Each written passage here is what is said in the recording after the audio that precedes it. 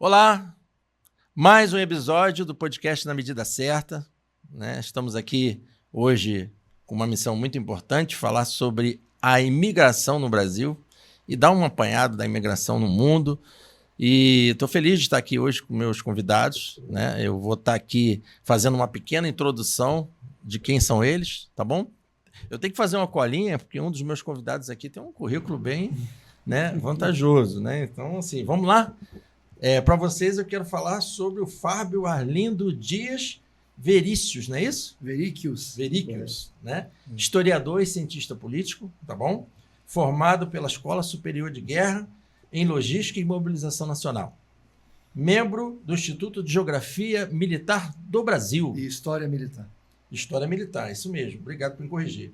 Centro de Estudos de Pesquisa da História Militar também, não é isso? Eu não vou falar a sigla. Tudo do Exército. E membro da DESG, essa eu posso falar, né, que eu fiz o curso lá com ele, que é a Associação dos Diplomados da Escola Superior de Guerra. Então, estou muito feliz. Obrigado, Fábio, por ter atendido o convite. E aqui, ao meu lado, né, em frente, eu estou com a Raquel Antônia Hernandes Castilho. Castilho, né? Eu não falo castelhano, né? Então, vou repetir. Raquel Antônia Hernandes Castilho. Ela é formada em Administração Financeira, né?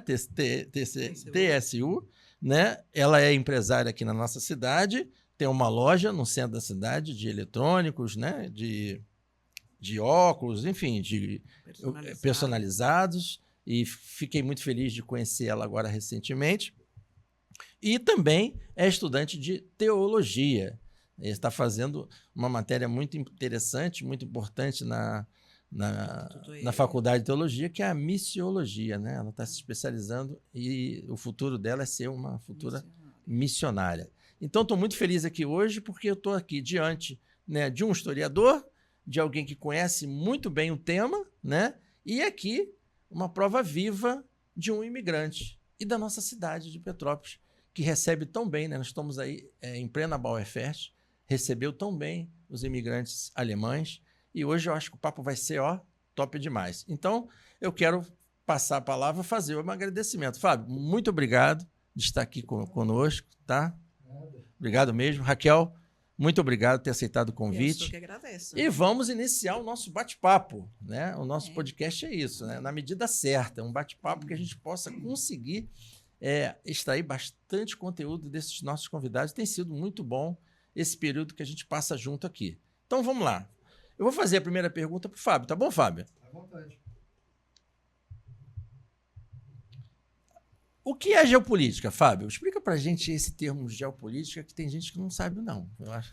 Vamos lá. O que é geopolítica? Primeiro, bom dia para você, bom dia a todos que estão nos assistindo. Geopolítica, Sérgio, é uma ciência bem antiga, ela começa lá na Grécia Clássica. Parece que tudo de bom que existe no planeta, à exceção do sushi, começa na Grécia Clássica. Que estuda a interação dos homens, das sociedades, com o terreno em que eles habitam, o território em que eles estão habitando, suas facilidades e dificuldades. E a interação dessas sociedades com as outras sociedades, sejam elas limítrofes ou mais afastadas. Por exemplo, uma população de origem lusitana, portuguesa, que fala o idioma português, ocupou determinado território na América do Sul durante um período longo até, né, meio milênio já. Sim. Como foi a interação destas pessoas com o território e com os que aqui já estavam. Então, nós formamos uma nação, que é a nação brasileira. Como é a interação desta nação com os seus vizinhos, que são de fala hispânica? Aliás, o Brasil é o único, né? O único país que não fala essa... Aqui tem as 3 Guianas lá, Sim. mas elas são de pouca monta, porque não fazem parte do concerto da América do Sul. Elas são voltadas para o Caribe e para a Europa e não para dentro. Entendi. Mas é verdade. A América do Sul ela é beneficiada nesse sentido, porque nós temos basicamente uma mesma população, que é a população ibérica, seja lusitana ou hispânica, e com dois idiomas muito próximos, o português e o espanhol, Sim. basicamente o mesmo rito religioso, que é o cristão, em sua esmagadora maioria. Você não tem grandes problemas no continente. Então, a interação dessa população de fala portuguesa com as populações de fala hispânica, a geopolítica vai tentar entender essa interação. Bacana. E, por exemplo, um país mais longe, como os Estados Unidos da América, que é uma outra cultura britânica, fala inglês, como é a interação desta população brasileira Sim. com os norte-americanos, os estadunidenses, para falar mais corretamente. Não é? Não apenas na questão do poder exercido. Todo mundo que estuda isso sabe que todo poder tende a se expandir até que ele é contido por um poder igual ou maior. Sim. Então, nesse choque de poder, porque é sempre um choque, como é essa interação, quais foram as causas que levaram a esta interação, e você tenta ver as possibilidades de consequência. Não somos profetas, então não vamos ver o futuro, mas nós tentamos, dentro da geopolítica, dar uma visão do que pode vir a acontecer dentro do que está acontecendo hoje. Causas e consequências. E fazendo essa avaliação, então, né? Sempre fazendo. Dessa relação entre um país e o outro, né? Sempre. Então, e aí eu passo para a segunda pergunta, que aí você vai complementar, porque praticamente não tem como explicar tudo com em breves minutos. Mas a segunda pergunta vai te ajudar a entender essa função da geopolítica. E como ela pode, então, influenciar a imigração?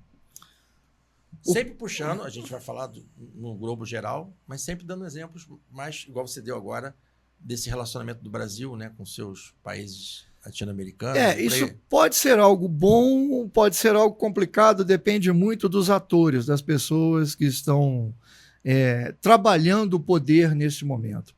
Vamos dar um exemplo clássico. Você falou de Petrópolis.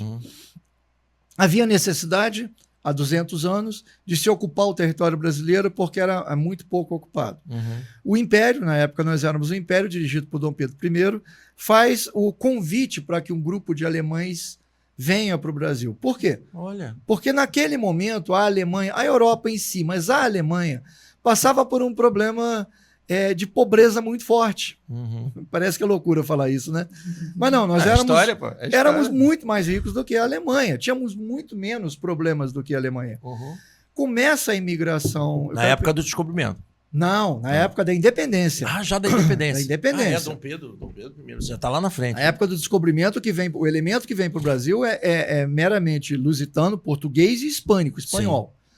Dificilmente. Existem outros grupos que vêm, mas são muito pequenos, não fazem influência. A partir da independência, não. Começa com a imigração alemã, que vem a partir de, se não me engano, foi 1825. Tem uma ideia de quantos vieram numa leva só assim? 2.000. Foram para o Rio Grande do Sul. Nós estamos comemorando, acho que comemorou no ano passado. Foi, no ano passado, 24. 1824, 2024, os 200 anos da imigração alemã para o Brasil, que começa lá no Sul. Por isso tem tanto descendente de alemão no Sul. Um estado brasileiro, por exemplo, que tem muito descendente de alemão e não é público, é o Espírito Santo, que veio, basicamente, a população da Pomerânia, que é uma região alemã, se mudou para o Brasil. E os alemães metropolitanos vieram nessa época também? Não, vieram depois, na segunda leva. A vinda de europeus para o Brasil, assim como para os Estados Unidos também, e também para a Argentina, foi exatamente... A Europa passou por uma série de guerras que empobreceram muito o continente. Foram a Guerra dos 7 anos, a Guerra dos 30 anos, um pouco antes, depois as guerras napoleônicas. Não foi um período rico para a Europa. A Europa só vai começar a se arrumar depois da reunificação da Alemanha em 1870 e 1873. Só entendi. Depois disso é que nós vamos entender a Europa como ela era até pouco tempo atrás, porque a Europa de hoje não é a mesma Europa de 30 anos atrás. Então, a imigração no Brasil foi uma imigração muito bem pensada, muito bem estruturada. Existe uma pecha feita nos anos 60, bem ideológica, que os imigrantes vieram para substituir os escravos. Isso é verdade e não é. É verdade porque essa imigração que veio da Europa já foi uma imigração mais preparada, já eram pessoas que sabiam, que tinham uma profissão. Sim. Mas aí nós esbarramos num problema. Muitos dos africanos que foram trazidos para o Brasil como Escravos. também tinham uma profissão. Uhum. Nós sabemos hoje que o mistério de ferreiro no Brasil começa com os africanos, A profissão. que já trabalhavam na África com isso. Entendi. Foram escravizados por outros africanos e depois vendidos para mercadores muçulmanos ou não trazidos, levados para os países árabes ou trazidos aqui para a América. Uhum. Então, não explica essa realidade. Na verdade, havia a necessidade de se ocupar o território. Por isso da imigração, e colocar o território para produzir. Começa com a imigração alemã, depois nós temos a imigração italiana. No caso específico de Petrópolis, houve um problema nos anos 1840, que os ingleses chegaram a invadir o porto do Rio de Janeiro. E o segundo imperador, Pedro II, ainda pequeno, muito jovem, teve que ser retirado do Rio de Janeiro às pressas. Não tinha para onde levar. Não havia uma outra cidade. Então ele foi levado para Vassouras. Por isso existe uma ligação forte da Casa Real com Vassouras. Uhum. Construiu-se Petrópolis, um dos motivos é exatamente você ter uma cidade que fosse fácil de ser protegida e que a família real pudesse ser evacuada do Rio de Janeiro muito rápido. Desde aquela época já se pensava em tirar a capital do Rio de Janeiro e levar para o interior. A imigração por causa da fragilidade dela, né? Exato, do Rio de Janeiro, exato. O Brasil militarmente sempre foi muito fraco. Tivemos um período no Segundo Império em que nós tivemos uma marinha muito poderosa, muito competente. Alguns dizem que chegou a ser a segunda marinha mais poderosa do mundo. Eu até acredito nessa hipótese. Mas militarmente nós nunca fomos uma potência. Uma força. Então, a vinda dos alemães para cá foi negociada pela Casa Imperial com a nobreza alemã. E vieram para cá, para Petrópolis, alemães, para Teresópolis, alemães e para Nova Friburgo, suíços, para construir a cidade. Por isso, essa ligação que Petrópolis tem tão forte. E esses municípios com uma característica bem europeia, né? Sim, até por causa do local e do clima. Vamos entender que o clima muda. O clima ele não é estanque. De tempos em tempos, o clima esquenta ou esfria. Naquela época, era muito mais frio aqui. Sim. Então, a adaptação... Isso eu entendo bem, porque as mudanças climáticas é um fato... A mudança climática é algo natural. Natural. O cinema não é bom historiador, mas ele demonstra isso. Quando nós estamos vendo filmes da época da Grécia e de Roma, todo mundo está de saiote, blusinha, porque foi um período quente. Entendi. Já quando nós vimos filmes da Idade Média, o descobrimento do Brasil, está todo mundo usando aqueles capotões enormes. Era um período frio. Agora nós estamos saindo de um período quente para um período frio ali na frente. Mas isso foge do nosso assunto. Nosso assunto é imigração. Entendi. O clima é um forte indutor de imigração. Olha. A mudança climática gera uma forte mudança climática que aconteceu por volta do ano 400 e qualquer coisa, lá na Sibéria, empurrou povos siberianos em direção à Europa, que empurrou povos germânicos para cima do Império Romano do Oriente, que empurrou povos germânicos que já viviam ali para cima do Império do Ocidente. Um dos motivos da queda de Roma, em 476, foi uma crise climática muito forte. Entendi.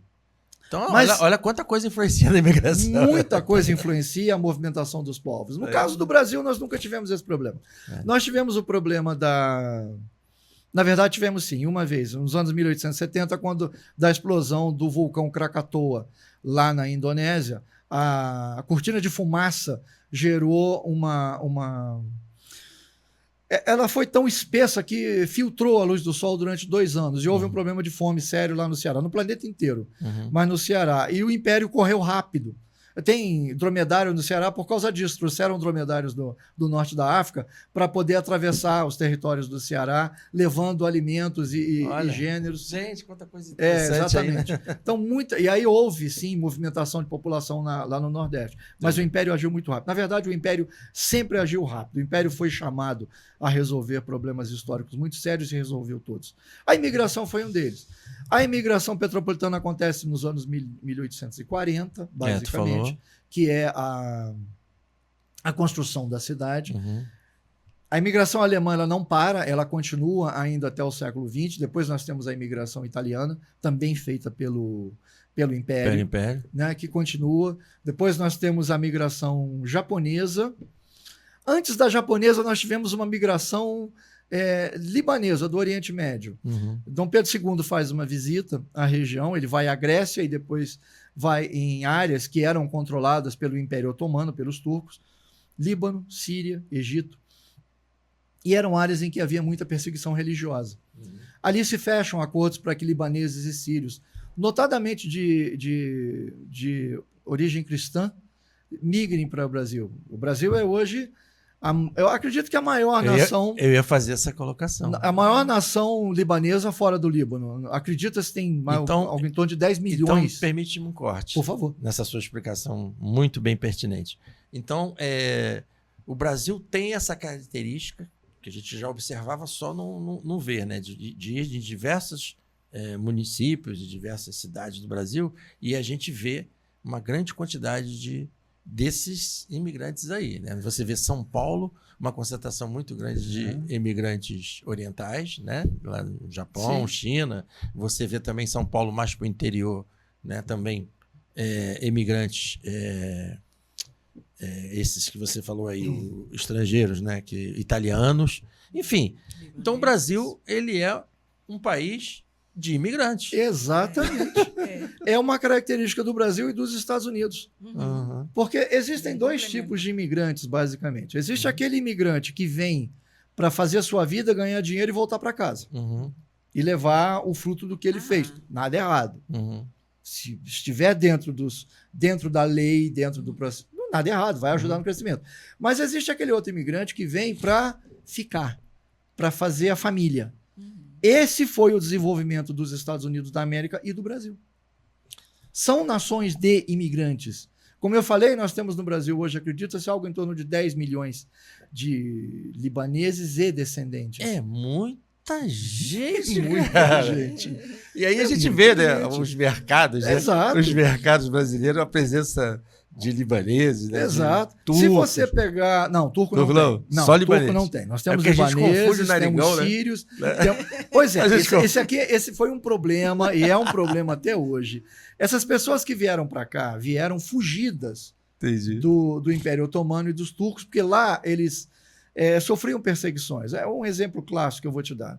Nas igrejas, normalmente cristãs, quando você entra, você não entra direto. Tem uma segunda porta que você vai dar a volta. Aquela segunda porta foi colocada porque os turcos entravam com os cavalos para matar as pessoas lá dentro. Então, aquela segunda porta impede que o cavalo entre. Entendi. Basicamente é isso. Tá? Então, foram pessoas que vieram para cá no século XIX, começo do século XX, fugindo de perseguições e de guerra.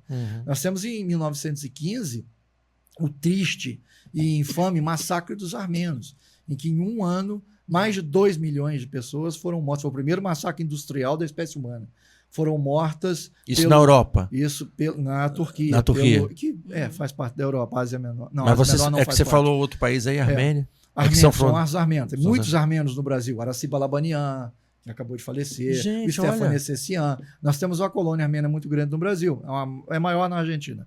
São povos de diáspora. São povos que fugiram por perseguição, miséria e guerra.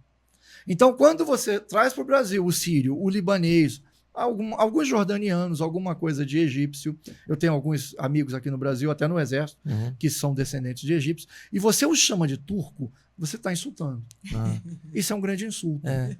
Mas por que eles eram chamados de turcos? Porque vinham para cá com o passaporte do Império Otomano, que é o Império Turco. Entendi. Então, para eles, isso... Olha, chamar um armeno de turco é comprar uma briga. Não, mas você concorda que a fisionomia física deles são muito parecidos? Não, na verdade não são. Na verdade não são. É porque mas o brasileiro... quando a gente vê o povo árabe, um povo, né? Mas árabe não é turco. Entendi. Árabe é semita, não tem nada a ver com o turco, que é indo-europeu. Mas a característica física não é similar. Totalmente diferente.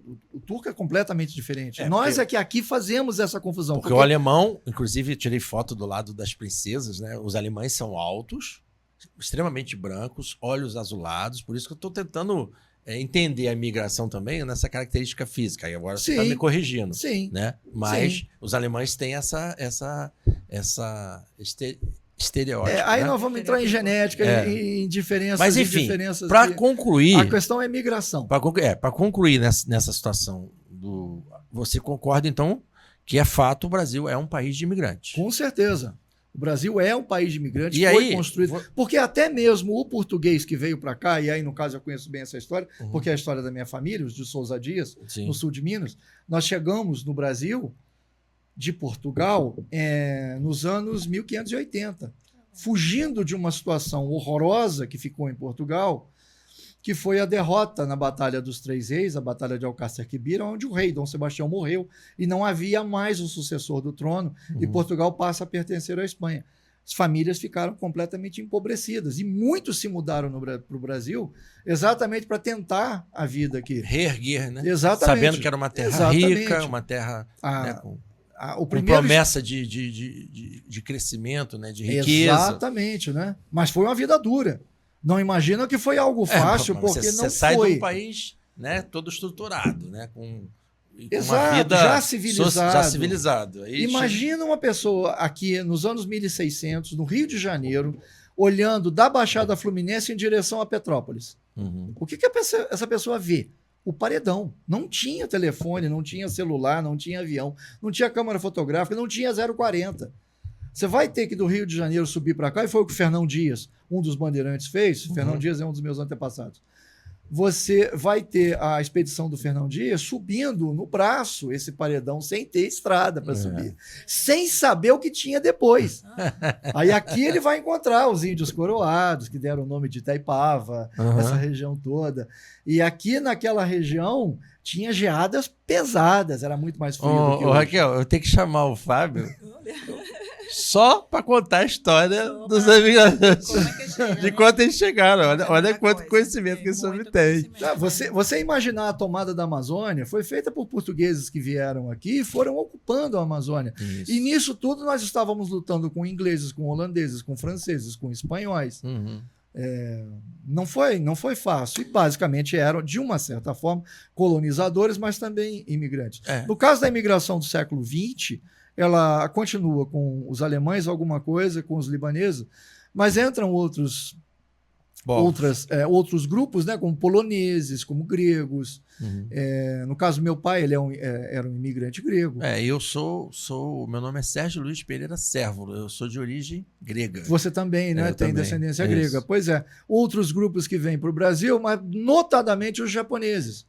Mas aí o detalhe da organização da imigração, porque a imigração pode ser organizada, pode ser desorganizada. A gente vai ver. No caso da organização, os japoneses que vieram para cá, em sua esmagadora maioria, por exemplo, já eram cristãos.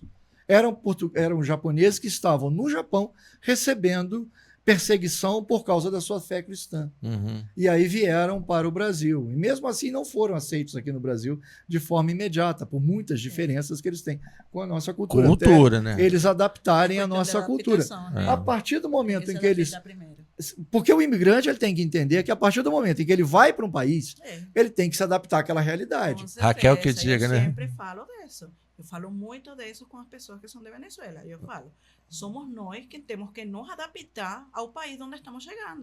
Não são eles. Tem muitos que ainda se colocam em uma posição de que, não, se eu posso entender ele, porque ele não pode me entender a mim, ele tem que entender que eu falo espanhol, ele tem que aceitar que eu falo espanhol. Não, eu falo, com certeza, não, você está errado.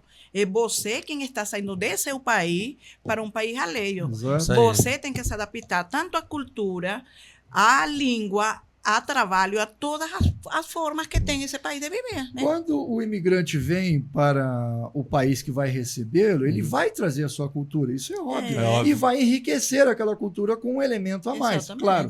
Mas ele tem que se adaptar. Com certeza. Não é o contrário. É verdade. Que é o que está acontecendo hoje. Entendi. Agora, deixa eu aproveitar a tua deixa, que tu falou, concordou que o Brasil é um país de imigrantes, mas citou também os Estados Unidos. Sim. E aí vem a terceira pergunta. Por que todo mundo quer ir morar nos Estados Unidos? Porque é uma nação rica. Sul-americano, né? É uma nação... Não é só sul-americano. Todo mundo fala o sul-americano. Os Estados Unidos é uma nação rica, é uma nação organizada e é uma nação livre. Você ganhar a vida nos Estados Unidos é fácil. Não é difícil. Mas você tem que trabalhar, obviamente. Entende? Trabalhando duro, mas você tem uma inserção do governo muito pequena na sociedade. O governo não se mete na sociedade, como aqui no Brasil, por exemplo. O governo, na época do regime militar, por exemplo, o governo era dono de quase tudo. nos Estados Unidos isso não acontece. Você tem uma liberdade muito grande de ação. A organização já está pronta. Aqui no Brasil ela ainda precisa ser feita. Estou falando só o exemplo do Brasil, mas de outros países também, como na própria Europa. Porque você usou, né, os dois países como países de imigrantes. Aí eu estou vendo aí que o Brasil poderia dar certo. O estado brasileiro que mais deu certo economicamente foi São Paulo. Exatamente por ser um estado de imigrantes. E aqui eu não estou fazendo qualquer colocação racial. Não, imigrantes do Oriente, imigrantes da África, imigrantes da Europa. A maioria foram europeus, é verdade. Mas aconteceram imigrações também, que acontece até hoje, do Oriente e da África. É a questão do posicionamento, como você encara a sua vida. São Paulo é mais dinâmico do que outros, é verdade isso. Não podemos dissociar essa realidade. É o maior PIB do Brasil. É o maior PIB do Brasil. E atraiu pessoas na migração brasileira do Nordeste que foram para lá. Sim. E imigração brasileira, pessoas de fora que vieram para o Brasil em direção a São Paulo. No caso dos Estados Unidos, a mesma coisa. Você tem áreas em que era mais fácil de você fazer negócio, fazer sua vida, como Nova York, como Texas, como Califórnia, a Flórida, que atrai muita gente da América do Sul. Por quê? Exatamente por essa facilidade de você fazer negócios, gerar riqueza, gerar conhecimento e transformar isso em ação. Vou lhe dar um exemplo prático. A Flórida, só o estado da Flórida, tem de processamento de internet o dobro da América do Sul. Caramba! Só o estado da Flórida. 94% da energia elétrica produzida no continente americano fica no território americano. Então, os insumos são mais baratos, as situações são melhores e as amarras do governo são muito menores. Você paga um imposto muito inferior. O IPVA de um veículo lá é $50, $40 ano. Então, deixa eu entender aqui e o meu público entender com essa aula que a gente está tendo aqui, né, Raquel? Uma aula de história, uma aula de formação, inclusive, de uma sociedade, né? Porque ela começa com esse fator cultura e maneira de se viver, né? Sempre. Maneira de se viver. Sempre. Onde a economia influencia, e depois a gente vai ouvir a história da Raquel, né? É muito interessante. Então, se os dois países, olha só, aproveitando toda isso, se os dois países, Brasil e Estados Unidos, são países de imigrante, por que os Estados Unidos, então, iniciando essa resposta tua, que você está respondendo tão brilhantemente, que é a questão de ser um país de fácil solução econômica, as pessoas chegam lá, né? Então, mas aí, por que então está havendo esse controle da imigração lá? Já que muita rejeição. Mas o controle da imigração nos Estados Unidos é o controle do imigrante ilegal e não do imigrante legal. Se você viajar para os Estados Unidos e pedir a nacionalidade ela for aceita, você não tem o menor problema. Entendi. Mas pessoas que estão nos Estados Unidos e estão já há muito tempo ou estão tentando entrar de forma ilegal, você tem que ter um controle na sua fronteira. Porque nem todo imigrante é bom. É verdade. Nós não sabemos que tipo de imigrante, por exemplo, entrou nos Estados Unidos agora na administração Biden.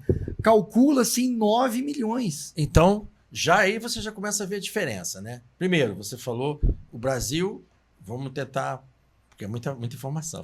Então, vamos tentar colocar. Brasil e Estados Unidos, um país de imigrantes. Países de imigração. Porém, extremamente organizado, né, politicamente. Sim. Com autonomia, né? Menos, vamos dizer assim, menos dificuldade de se dificultar você a crescer, né? Como pessoa. Exatamente. Né? Ou seja, você pedindo a permissão e sendo autorizado, o país te recebe muito bem. Sim. Né? Ou seja, eles sabem que eles são uma nação de imigrantes. Entendi. Então, essa restrição está mais para aqueles ilegais. A questão é com o ilegal e com o tipo de imigrante. Aí é uma questão de segurança nacional. O presidente Donald Trump está falando nisso sempre. E é verdade, é uma questão de segurança nacional. Que tipo de imigrante entrou ali pela fronteira do Texas? E quais são as razões, né? Tem uns que vão só para fugir do seu país e não agregam nada ao país, né? Entendi. O problema não é nem agregar, é se você já não está entrando mal intencionado.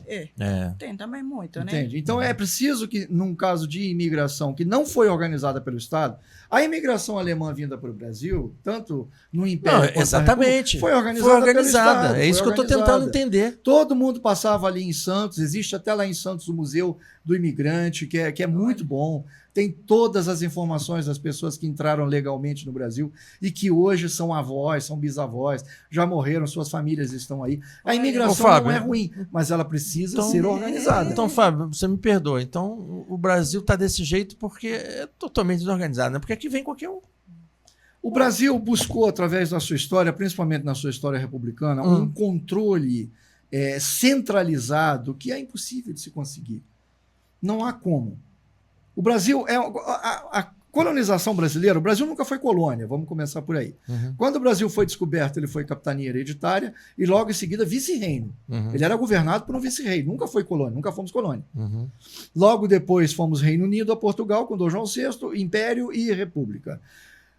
Se por um lado nós tivemos uma herança ibérica centralista, por outro lado, o que vai se tornar povo brasileiro que entra no território é livre. Não tinha ninguém para botar cabresto neles. Entendi. As pessoas simplesmente entravam, tinham contato com indígenas, daqui a pouco você até tinha uma família que era meio indígena, entendeu? E ia tomando o território. Depois, nas guerras contra os ingleses, contra os franceses, contra os holandeses, contra os espanhóis. E aí, avançando na história, exatamente. Isso foi se repetindo. Foi se repetindo. Quando nós chegamos no Império, nós temos a ideia do Império que foi criada pelo José Bonifácio, nosso pai da pátria, nosso verdadeiro pai da pátria, e o Império foi consolidado através das guerras civis que aconteceram pelo Duque de Caxias, José Alves de Silva, que é o outro pai da pátria.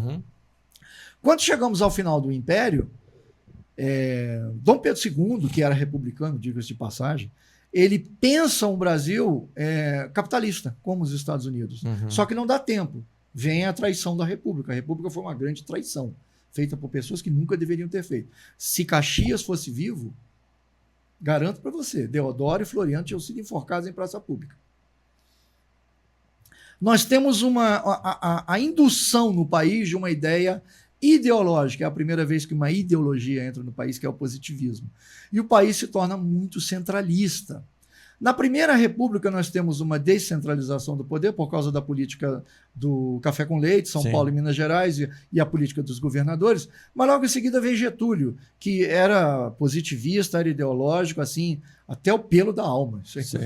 E nós mantivemos essa estrutura até hoje, uma luta entre positivistas e neo-pseudo-marxistas. Explica isso de uma forma prática, né? São teorias de pensamentos diferentes. São, mas ambos são pensamentos coletivistas, portanto, de esquerda. O positivismo ele nasce na França e ele dá, durante a Revolução Francesa, e até um pouquinho antes, durante o Iluminismo, e ele dá um embasamento muito grande depois para Karl Marx, que vai construir o marxismo. E essas duas ideologias, que elas são contrárias uma à outra, mas elas têm elementos muito próximos. Elas são trazidas para o Brasil e dominam a política brasileira até hoje. Isso gera um centralismo muito forte no país, que impede um crescimento natural das suas regiões. Principalmente pela característica do seu povo, né? Porque é um povo trabalhador. O brasileiro é um dos melhores povos do planeta nesse sentido e em todos os sentidos. É o povo mais receptivo do planeta. É o imigrante, por exemplo.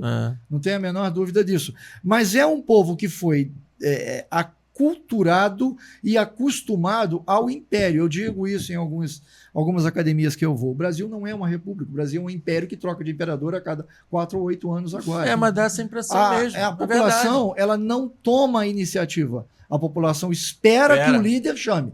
No momento em que o líder disser e a população confiar nesse líder, como, por exemplo, o Plano Cruzado.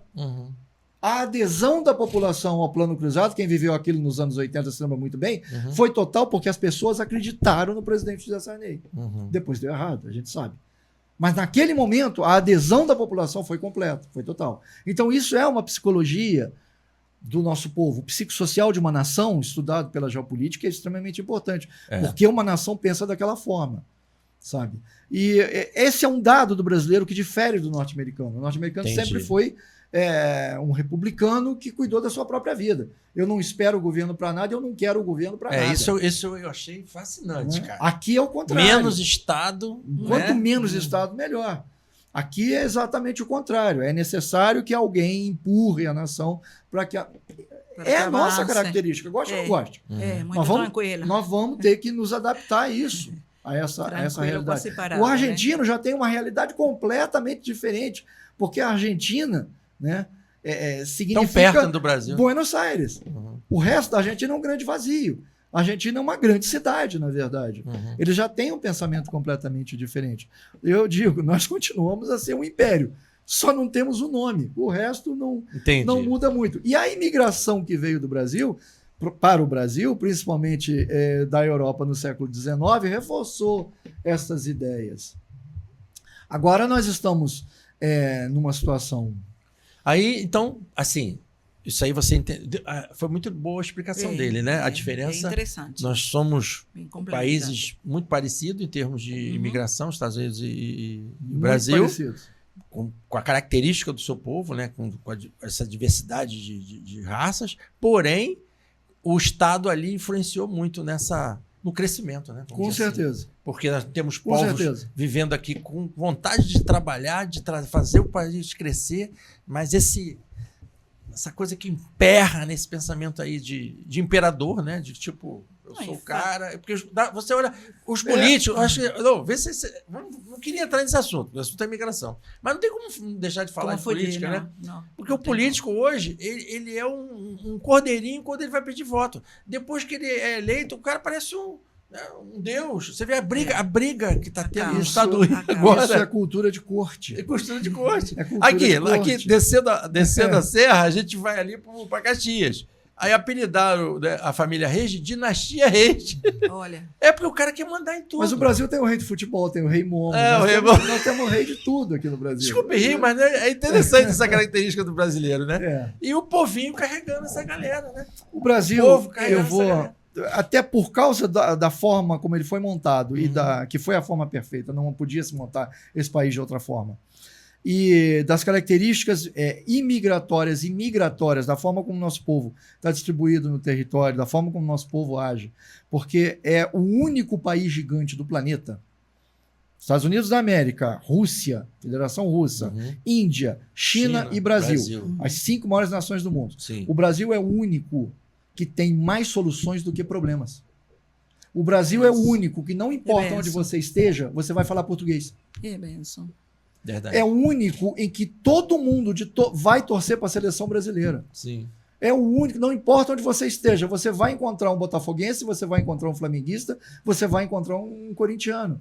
Não importa onde você esteja, o brasileiro de Roraima vai se entender muito bem com o brasileiro do Rio Grande do Sul. Sim. Não há divisões, não há problemas internos. Sim.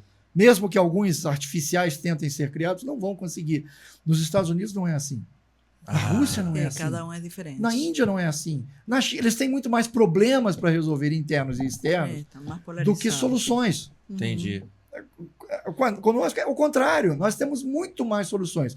O que o Brasil precisa é de um projeto de nação e uma orientação clara. E aí a imigração é muito importante. Por quê? Mais do que os Estados Unidos, e nós vemos isso em detalhes simples, como o Mercadão de São Paulo.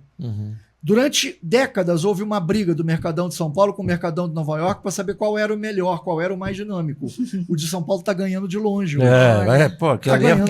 Aquilo ali é fora de série, né, cara? Ali... Porque você tem no Brasil pessoas oriundas do planeta inteiro. Esse dia eu estava vendo uma matéria, tem um comércio que funciona na madrugada, cara. Todo mundo está dormindo, no Brasil todo eles estão negociando. Havia uma família, existe uma família de mongóis em São Paulo que queriam determinada fruta e conseguiram para eles a fruta da Mongólia. Então, você tem uma diversidade cultural e uma diversidade ética no Brasil tamanha, que não é uma questão de você, isso é um projeto racista. Não, não é um projeto racista, é um projeto racial, é diferente. Se nós quisermos atingir os países africanos, nós temos pessoas capazes disso de origem africana. Se você quiser atingir deixa eu falar. Nós falamos de vários países, né? Exato. A Angola também tem muitos imigrantes angolanos. Não, o Brasil tem imigrantes de todos os lados. Todo mundo. A questão da imigração no Brasil é melhor do que nos Estados Unidos, ela é sine qua non. E nós não criamos... Traduz aí, o sine qua non. Tem uma face, sine né? qua non não há diferente. Não há diferente. Entendeu? Não há como fazer diferente. Uhum. Você tem no Brasil as características étnicas para você atingir o planeta inteiro. O que nos falta é um projeto de nação. Projeto de governo. Não, projeto de nação. Projeto de governo nós temos, é só o que nós temos. Eu cheguei ao poder e eu quero ficar no poder. Entendi. Exatamente. Nós precisamos de um projeto de nação que use essas características da nação e faça a nação voltar a um eixo com um norte claro, que beneficie a todos e que a Escola Superior de Guerra bate 50 vezes por dia a busca do bem comum. Exatamente. A busca do bem comum não significa dizer para as pessoas o que fazer. Significa ter parâmetros claros de atitude e atividade, parâmetros claros legais e permitir que as pessoas busquem a sua própria felicidade. E fluam. É só isso. Deixar cada um viver do jeito que quiser, obviamente respeitando as leis, respeitando os costumes. Vamos receber imigração islâmica? Não vejo problema nisso. Mas o islâmico que vem para cá tem que entender que isso aqui é uma nação cristã. Entendi. Exatamente. É isso aí. Não vai trazer a Sharia para cá, como está acontecendo na Europa. Isso então. Eu ia te perguntar justamente isso, para a gente poder depois passar a analisar algumas coisas interessantes que eu trouxe para vocês. Então, com relação a essa imigração nossa do Brasil, poxa, acho que ficou muito bem claro aqui para o nosso público, né? Nós somos um país muito parecido com os Estados Unidos. Olha, está faltando só um plano de nação, né? Uma nação que se diga assim, ó. E seria isso patriotismo? Seria isso? Seria nacionalismo, seria patriotismo, agora sem copiar o projeto dos outros. Entendi. Nós até podemos olhar para um projeto dos Estados Unidos, projeto da França, projeto da Inglaterra, da Alemanha, do Japão, e ver alguma coisa de boa que está lá e trazer para cá. Mas copiar, não. Não adianta. Tem que ser o nosso estilo, do nosso jeito, entendeu? Do nosso viés e aquilo que nós queremos para nós, para os nossos filhos. Porque o que deu certo nos Estados Unidos não significa que vai dar certo aqui. Que vai dar. Perfeito. Exatamente. Então, e aí o que está acontecendo então na Europa? Que a gente está percebendo também essa questão migratória. Nos anos 90, quando foi criado a União Europeia, eu fui um dos adeptos. Nossa, que maravilha, vamos construir uma nação riquíssima, gigantesca, culta, já preparada e tudo. Foi a pior coisa que aconteceu na vida do país. Mas quem estava cabeçando isso era a Inglaterra. Né? França e Alemanha. França e Alemanha? França e Alemanha. A Inglaterra sempre foi cética. Entendi. A Inglaterra sempre foi... É uma ilha. Sociedade de ilha. Você tem 3 sociedades no planeta que são complicadas para você entender por causa do dinamismo, que é muito forte. São os gregos, os japoneses e os britânicos. Por essa característica são nações de ilha que estão isoladas dos outros povos, então eles se desenvolvem de uma forma muito próxima, muito característica. Mas a União Europeia ela acabou virando uma grande prisão, porque ao mesmo tempo em que ela foi consolidada, incluindo com a moeda única, o euro, ela se tornou ideológica. Ela não foi prática e pragmática, como, por exemplo, a história história dos Estados Unidos da América entre 1869, quando eles fazem a ligação de trem de costa a costa, a 1969, quando eles colocam uma tripulação na Lua e trazem ela de volta, é uma história belíssima. É uma história de força. Com erros, muito. Com corrupção, muita. Mas é uma história que deu certo. Encorajadora, né? É a maior potência do mundo, tecnológica, militar, cultural. Aí a Europa, depois dessa... A Europa, que era a mãe da civilização, porque ela influencia todo mundo, a base da civilização ocidental e um grande influenciador da situação oriental é a Grécia. É a Grécia, que hoje está sofrendo ataques absolutamente covardes, vindo de grupos que estão tentando se apropriar da história da Grécia. Vou lhe dar um exemplo daqui a pouquinho. Sendo base de civilização, a Europa, ela cometeu um suicídio, que foi adotar ideologias coletivistas. Através dessas ideologias, ela matou a iniciativa de seus grupos, matou mesmo, entendeu? Fez muito parecido com o que o Brasil faz com seus estados, centralizando o poder. E há pouco tempo, nos anos 2015 e 2016, recebeu, ninguém sabe exatamente porquê, mas tudo leva a que foi um projeto, uma leva de imigração vinda da África e do Oriente, de pessoas que foram para a Europa sem se integrar à Europa. E são isso de forma clandestina, não foi? Pessoas, totalmente clandestina. Eu me lembro que parecia, acho que 1 milhão quase e 600 mil pessoas. Isso, quase. Isso, você via manchetes de embarcações, né? Indo a pique, tudo de africanos. Eu me lembro dessa... E asiáticos também, isso. Gente do Afeganistão. Na segunda-feira isso foi passada, o quê? Foi um plano arquitetado? Seria olha, isso? cada vez mais se tem indícios disso. Tá? Porque até porque que eu faço? Pessoa na pobreza, na miséria, né? Que um dos motivos, nós vamos ler aqui, um dos motivos da imigração é a questão econômica. E a África sempre teve essas guerras, né? Que tem lá até hoje, de etnia. Então, você acredita que houve um plano arquitetônico meio que diabólico, vamos dizer assim, para destruir o poder europeu. Com certeza, não tenho a menor dúvida disso. Vamos mandar assim. Eu, particularmente, como historiador e como cientista geopolítico, não tenho a menor dúvida disso. E como é que deixaram acontecer isso? Lideranças cooptadas. Isso já foi no século XX. Agora, há 7 anos, 8 anos.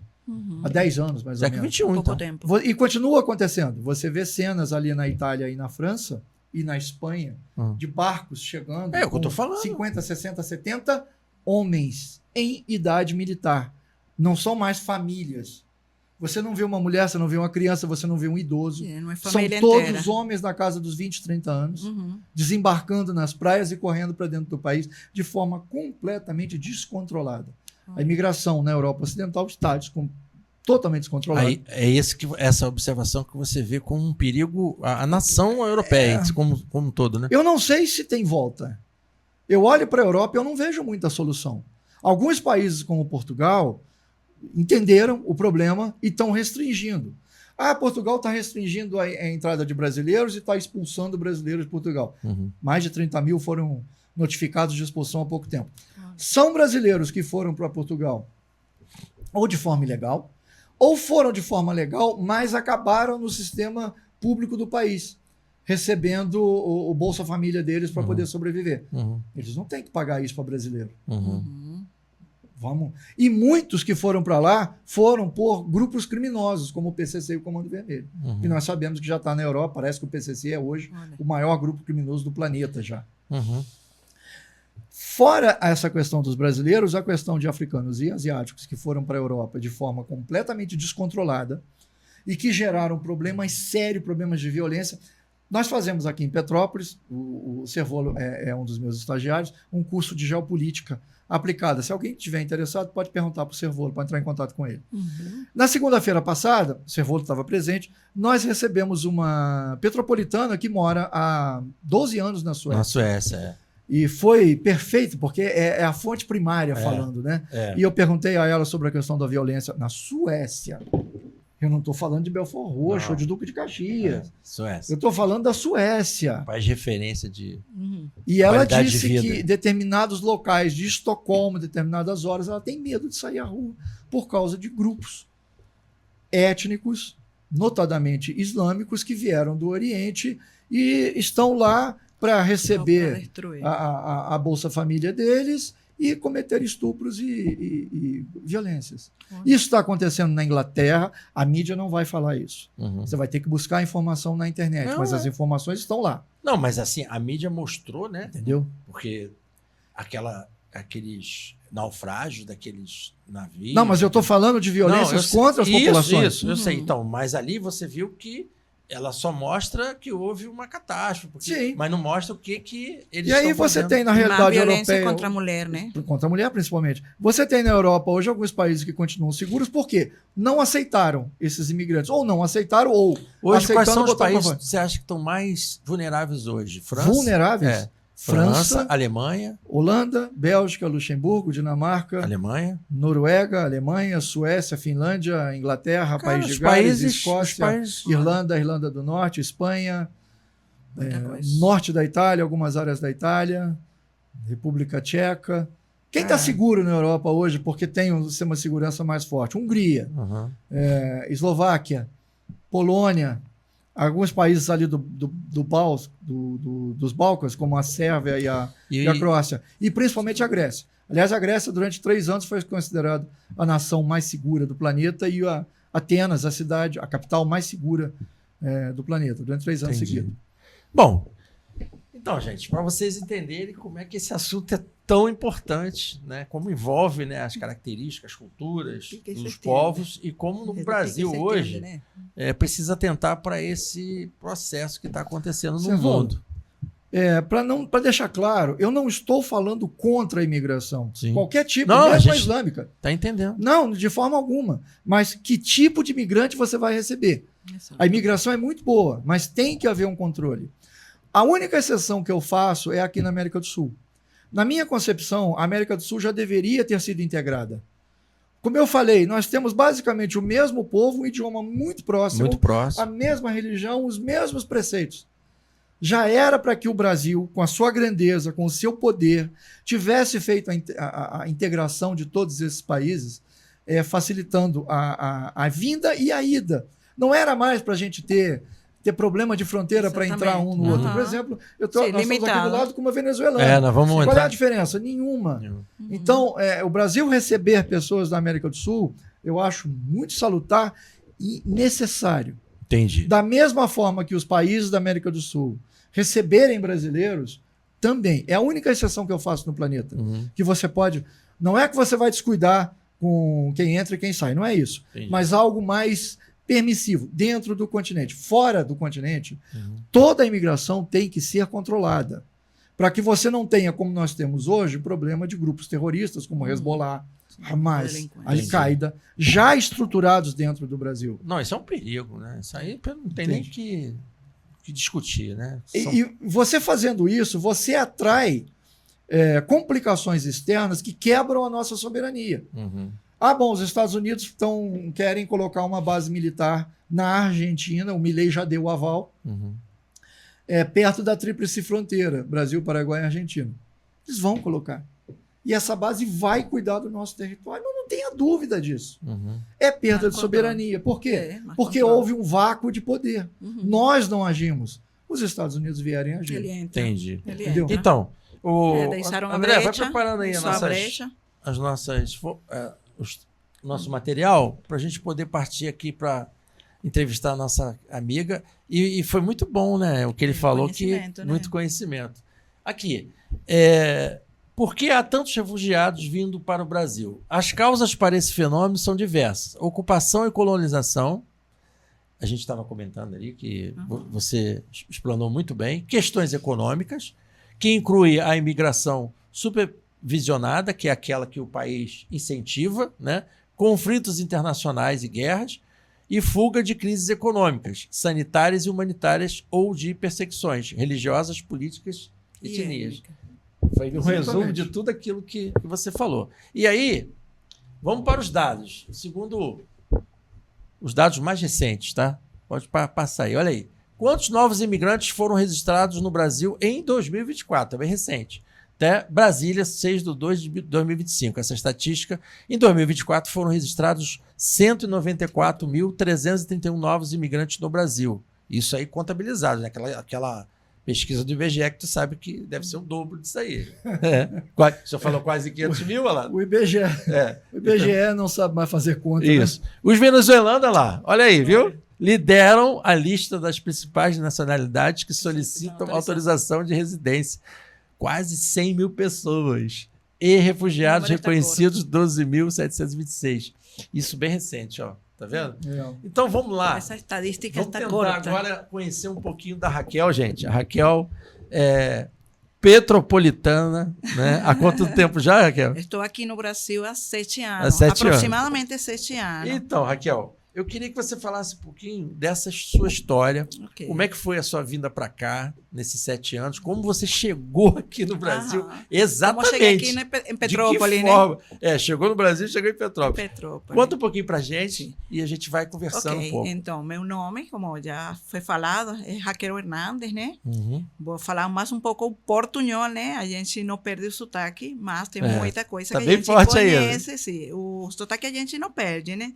A gente pode falar muito português, conhecer, entender, mas o sotaque é mais pela idade, né? A gente já com uma carreira, uma vida já bem andada. E já eu trabalhava dando aula também em Venezuela de espanhol. Então, a gente tem mais o foco. Eu sempre falo que os brasileiros têm, para mim, uma dificuldade, né? Que tem muitas gírias, sobretudo aqui em Petrópolis, no Rio, um país com muitas gírias. Além disso, eu sinto que as palavras são cortadas, né?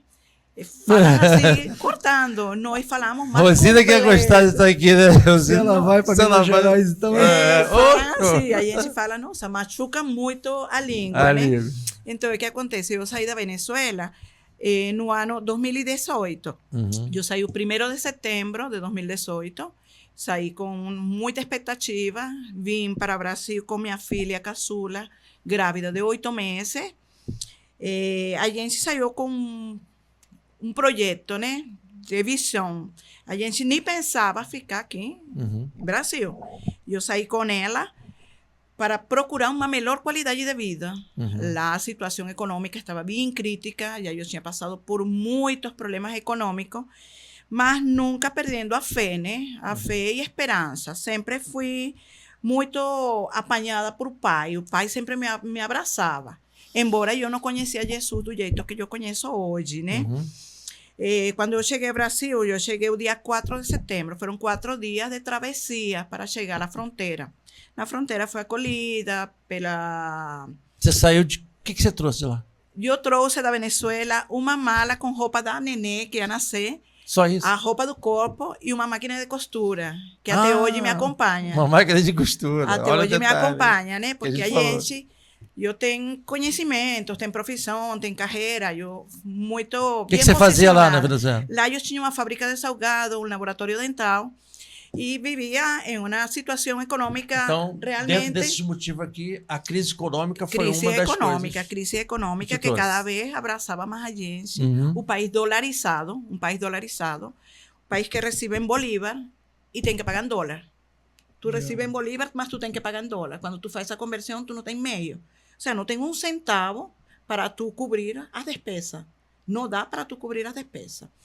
Chegou uma hora lá na Venezuela, isso eu antes de sair de lá, o transcurso do ano anterior, eu nunca pensei em sair do meu país. De fato, eu sou chamada de traíra, fugitiva, que abandonou, que é cobarde e tal. Não foi cobardia. Na verdade, eu saí para melhorar. Eu precisava viver e dar vida para minhas filhas. Embora eu saí para trazê-la só a neném e larguei outra filha. Parte da minha família ficou lá. Saí só com ela. O trabalho, a estabilidade, casa, tudo, eu larguei para trás. E eu falei com minha filha assim, olha, eu vou lá, levo a tua irmã, ela ganha neném e eu volto. Se ela quiser ficar, ela fica. Sendo que ela não queria ficar, ela não queria falar. A gente, quando saiu de lá, só falava oi, bom dia, boa tarde, boa noite, obrigado. E mal falado. A gente não falava nada português. A gente não conhecia ninguém em Brasil. A gente veio assim, na sorte e na fé. Quando eu cheguei, fui acolhida pela Operação Acolhida, né? Militares, te recebeu bem? Eles me receberam bem. Olha só, nessa época, eu lembro que tinha muitos problemas na fronteira. Muito, que sempre se mantém. Mas nessa época tinha morte o tempo todo. Fechava a fronteira, abria a fronteira, fechava a fronteira, abria. E eu consegui entrar pela gravidez da minha filha. Deixa eu mostrar aqui. Ô, André, mostra umas fotos aí, muito fortes as fotos, sabe? Dá dó do coração de ver. Deixa eu só dar Claro. A Operação Acolhida foi uma operação criada pelo Exército Brasileiro, pelo Ministério da Defesa, exatamente para receber, também, André? receber na fronteira as pessoas que estavam fugindo da Venezuela. O nome era Operação Acolhida. Foi feita pelo Ministério da Defesa e pelo Exército Brasileiro. Olha, que parceria. Que, na verdade, se você for ao Calha Norte, É a única instituição brasileira que funciona de verdade. Funciona, Apesar de sempre. não ter recursos, porque nossos militares estão à míngua, Sim. né? O que funciona no Calha Norte, aquela parte norte do Rio Amazonas, é o Exército, é a Força Aérea e a Marinha. Volta aquela foto para mim, André, por favor. Só um pouquinho. Só porque, olha só, motivo econômico. Procuro trabalho, serviço geral. Serviço geral. Preciso de ajuda de você para comer. Que é muito triste ver isso, né? Pode passar. Olha a fila. Isso só para entrar. Isso é a fronteira. Você Roraima. que trabalhou de Roraima, explica a fronteira. Isso é a fronteira de Pacaraima, que fica Pacaraima, no norte isso mesmo. de Pacaraima. Fica no norte de Roraima, faz fronteira com a Venezuela. Ali tem um pelotão de fronteira, era uma região tranquila, até que começam essas crises na Venezuela, e aí houve uma verdadeira enxurrada de venezuelanos para cá. Eu conheço bem a Venezuela, estive na Venezuela várias vezes. A primeira vez que eu fui à Venezuela, eu vi uma nação de classe média simples, mas muito organizadinha, muito limpinha, com consumo forte. As pessoas com recursos, comprando. Eu me lembro que eu trouxe para minha esposa um Toblerone que nem na Europa nós encontramos. E foi o melhor Toblerone que nós já comemos na vida. Eu comprei na Venezuela. Para você ver. Nem na Europa encontramos. E a última vez que eu fui, já era isso. Uma nação... Desculpa a expressão, mas uma nação miserável. Muita miséria. E muito pouco tempo, tá? Isso aconteceu em 10, 12 anos. Foi muito rápido. Foi muito rápido. Então, uma nação próspera, né? Uma nação com uma riqueza de reservas de petróleo muito... Diz que o petróleo da Venezuela... Petróleo, minerais que o petróleo, eu trabalhei na Petrobras, ele nem todo o petróleo é um bom petróleo, vamos dizer assim. O da Venezuela é dos melhores. É um dos melhores. O petróleo da Venezuela é maior índice. E aí, vamos ver aqui para você poder continuar a tua história. Vamos ver mais algumas fotos aí. Muito triste, né? Muito triste. Isso aconteceu de 10 anos, né, para cá. Quem conheceu a Venezuela antes? Porque ela disse 2018, nós estamos em 2025, 7 anos. E eles vêm assim praticamente sem nada. Você vê, sem nada, só com a roupa do corpo. Meu Deus do céu. É isso. E aí, fala para mim. Aí você veio com a sua filhinha.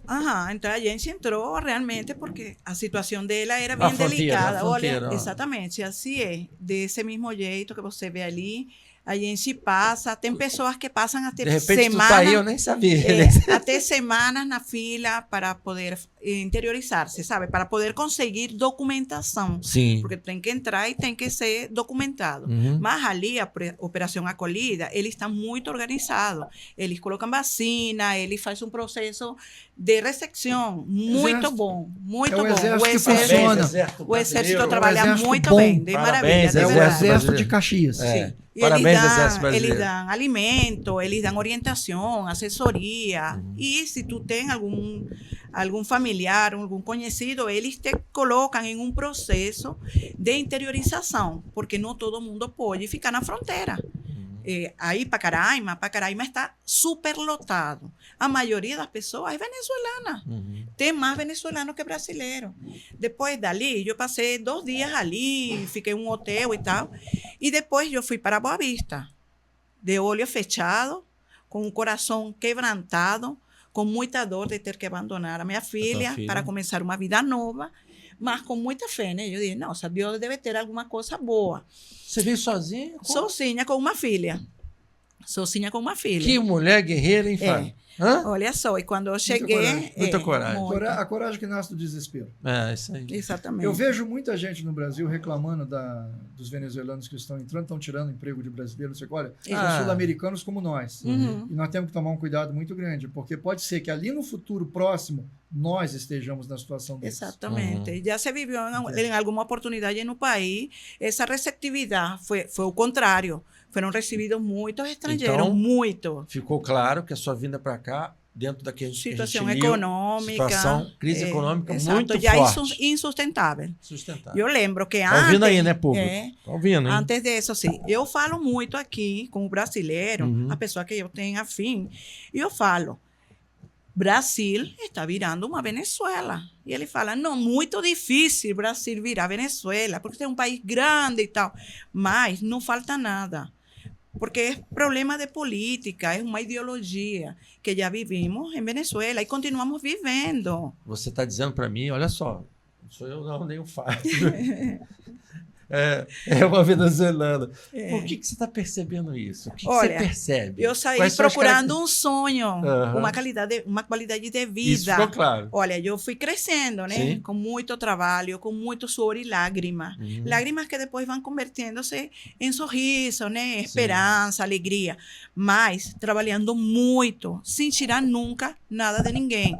Trabalhando muito. Mas, hoje em dia, eu estou vendo a mesma situação de lá. Já, às vezes, pega o desespero. Por quê? O que acontece? Eu consegui ter uma loja, eu consegui crescer humanamente, com muita humildade, né? E muito trabalho. Mas, hoje em dia, a situação não é diferente da Venezuela. A gente não tem recurso para sustento, tudo caríssimo, caríssimo. Já, em qualquer momento, vira escassez. Já em muitos lugares está virando escassez.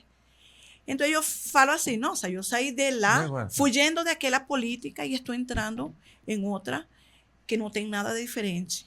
A diferença que eu olho e eu percebo muito é a crença, é que somos um país com muito cristão, com muita gente com desejos de superação e com muita fé em Deus. A gente, com a fé, oração, clamor, consegue se sustentar. Eu vivo pela fé, sinceramente. Vivo pela fé, porque nunca falta um maná diário. O Senhor me sustenta, mas o movimento, o crescimento econômico, não está sendo o que eu pensei quando saí do meu país. Mas eu agradeço muito mesmo o acolhimento que eu tenho recebido.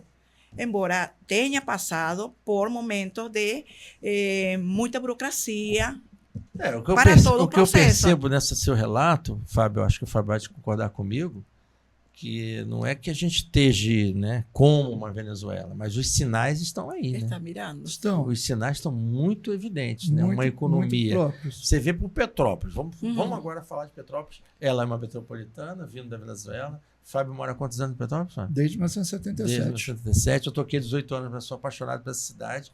Mas em 18 anos, de 20 anos para cá, nesses governos, né, que passaram pela nossa cidade e também pelo nosso país, a gente vê um país afundando. Nós recebemos agora um novo prefeito, recebeu uma prefeitura totalmente sucateada. Totalmente sucateada.